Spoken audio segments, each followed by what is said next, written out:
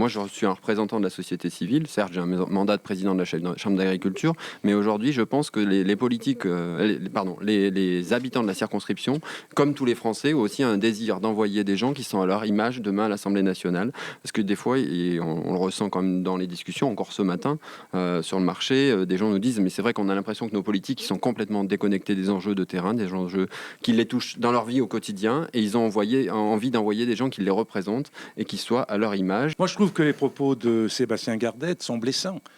Ils sont blessants, bien sûr, pour moi-même, mais ils sont blessants pour les habitants de la population, pour les habitants de la circonscription.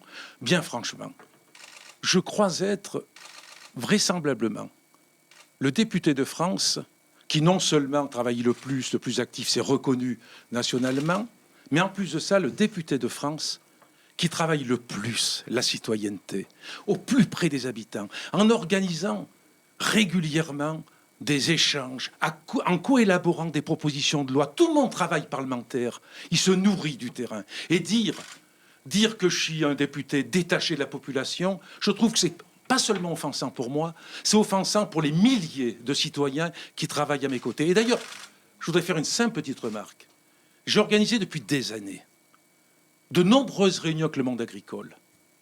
Les différentes organisations syndicales agricoles ont collaboré, ont participé à ces rencontres. Ce que je regrette bien franchement, alors que vous habitez la circonscription, M. Gardette, pas une fois,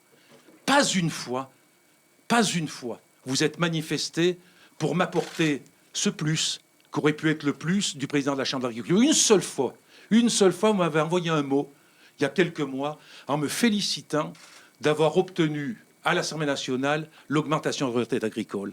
C'est-à-dire qu'il ne faut pas être donneur de leçons face à quelqu'un qui je peux le dire avec mes mots, qui au quotidien, je vais employer un mot un peu populaire, se crève la paillasse et travaille de façon obsessionnelle avec les gens. Donc il faut mesurer ses propos. Mais je mesure totalement mes propos. Il ne s'agit pas d'une attaque personnelle. En tout cas, je pense que c'est le message qui est porté par les électeurs. Pour revenir sur ce que vous dites, M. Chassaigne, je pense avoir participé, vous devez avoir mémoire courte, notamment à une réunion. Il y a eu une réunion pas très loin de chez moi, à Tréziou, sur le secteur de l'agriculture. Il y a eu des représentants. C'est pas forcément moi qui intervient sur toutes les réunions où vous avez parlé d'agriculture, mais il y a eu des représentants de la Chambre d'agriculture, ma vice-présidente et d'autres. Et je suis président de la Chambre d'agriculture.